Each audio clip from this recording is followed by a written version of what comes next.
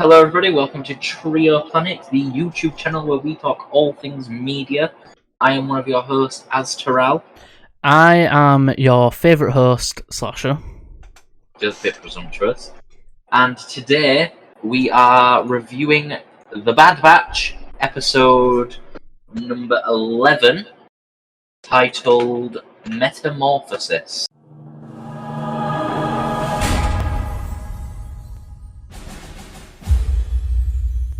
It's a very apt name, given the transgressions of the episode, I'd say. We'll go into a little bit of a breakdown. So last week's episode, a little bit disappointing, won't lie. This week's episode, really good. I really enjoyed it. Right? It seems we're actually getting to like a bit of an overarching story now. Yeah, it actually seems like we've got stuff going on. Episode opens with, I believe, an Empire's doctor, or like scientist, going to a place. Because what are you chatting? Episode opens with a clone running through a ship. Thank you, I remember now. I thought, this doesn't sound right. No, it opened with Guy running through a ship. We just watched it! Getting eaten by an unknown creature at the time. There we go, that's the opening. Then we cut to the Bad Batch. I'm gonna need to rewatch this episode, man. We've just watched it! We cut to the Bad Batch. I'm pretty sure. Just have the episode open while That's you what do I'm gonna this. do now. That's what I'm gonna do now. Just... One moment, please. One moment. Oh, Christ. Yeah, right. After that, we cut to the scientist man flying to a planet that I think we saw last season. It's a cloning planet. We also saw it at the beginning of this season. Yeah, we did. And he's going to talk to Nala Se, who you might recognise from the first season as Omega's like carer. And he's trying to get her to help him, and she's like, "Nah, fam, you destroyed my entire civilization. Fuck you." And so he's like, "Listen, you'll cooperate, or I'll fucking have you killed, you little slack bitch." The guy gets interrupted, being like, "Listen, scientist man, one of the vessels is missing." And he's like, "Well, deploy search and seizure, find it." So that happens. We cut to the Bad Batch, who are talking to Sid. They're not very happy with Sid, because Sid was going to leave them to die on a planet. So Sid offers them a job at 30%, and she's like, "Listen, I'll cut you in 30%. And Tech's like, 30% is our standard rate.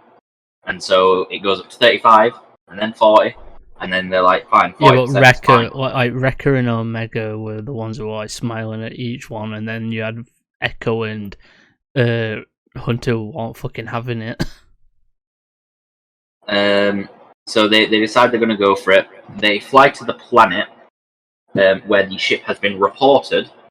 It's crash landed near a city, so they've reported it. And the Bad Batch arrive and begin searching the ship. Tech goes to try to reroute power, and Hunter, Omega, and Wrecker go to explore to see what valuables are actually there. They realise the ship's been attacked by something. Wrecker gets a shock baton. Pretty cool. As they're searching, Wrecker puts his hand on a piece of metal, and it's covered in like slime. And then they look up, and what is there if not a creature that is doing a xenomorph and hanging onto the roof? At this moment, we don't know what the creature is, because they don't tell us, but fans of the Clone Wars will probably know something's familiar about it. It attacks them because they attack it. Lights come on, it runs away. It attacks them again while the lights are on, and then runs out of the room they're in towards the reactor and starts eating the electricity. It metamorphosizes, apt name for the episode, and it changes and grows larger. So they try to blow it up. It doesn't work. Why does blowing stuff up never work? So the beast starts running towards the city, and towards the power grid. And they're like, listen, we set it free. We got to stop it. So Omega and Tech go to the ship to do something. Meanwhile, Hunter and Wrecker try to take the beast down, which has now grown into a fully formed Zillo beast, which fans of the Clone Wars will recognize as the beast that not even a lightsaber can cut through the skin of. So, a very dangerous creature. Battle happens, it's siphoning the electricity, it's growing larger. People in the city are looking at it, lights are exploding. The Empire arrive. They have a way to contain it somehow, and they basically they put it in. They put it in like a vat of some type of liquid that's probably not conductive. I assume it's like a suspended animation. It's probably a non-conductive liquid. Yeah. The Bad Batch pick up Tech and Omega and fly off. Citizens in the city are getting rounded up by the Empire to be dealt with, for those that have seen the Zillo Beast. Meanwhile, the Bad Batch decide to send the data they gathered to Rex and Echo to see what they could find. The last scene is there's a scene after of the Beast in suspended animation. They're all looking at it. It's massive now. Then we get the scientist again, who is going to meet a guest. Turns out to be the former Prime Minister of Topoka City, who is asked, how do we get Nala Se to, work with us? And the Prime Minister, for their freedom, not even for anything valuable, you need to find a particular clone girl. And he's like, how interesting. End of the episode. With a nice musical guessing cue. the rest of the season will probably be focused on the Empire trying to kidnap Omega, and maybe we get some more Crosshair action with them sending him to go after her. Probably. So that is the breakdown. We had a bit of a fumble in the beginning, but we recovered nicely. Remember, everyone, free will doesn't exist in Star Wars. What do you think, John? If you've watched the Mandalorian review, Jordan will have already told you this is going to happen every Star Wars project. Yeah, I warned you guys that he was going to be making that some sort of joke around those lines, so get ready for it.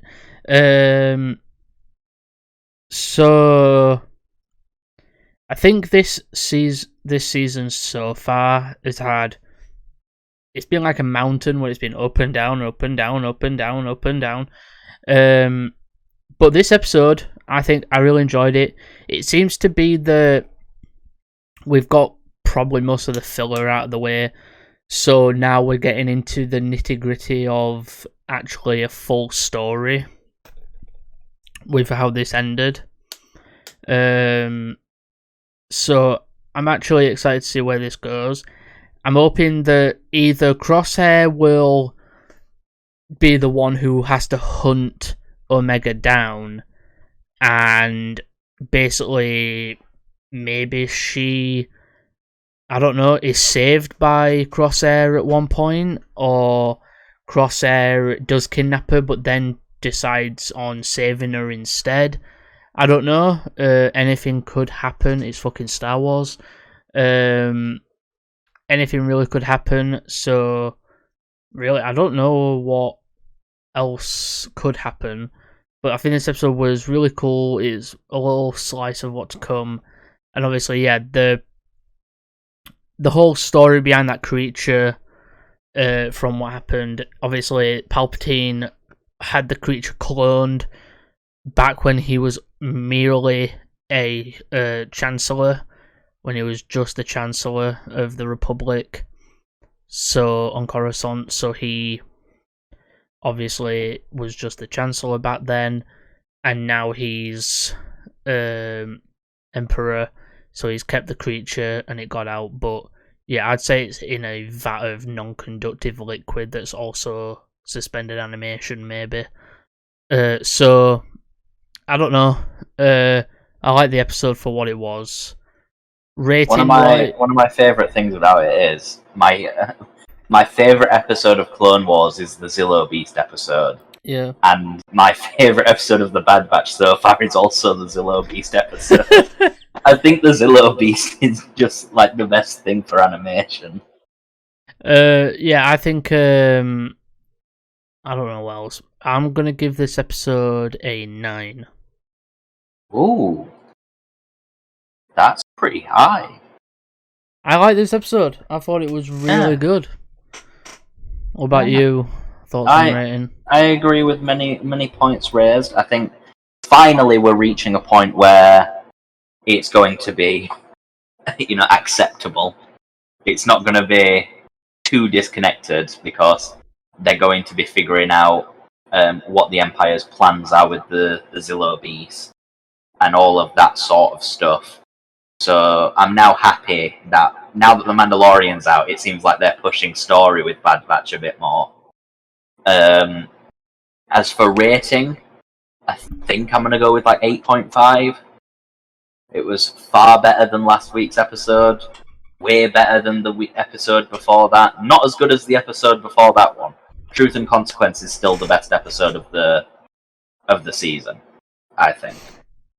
But this is definitely my favourite episode for story.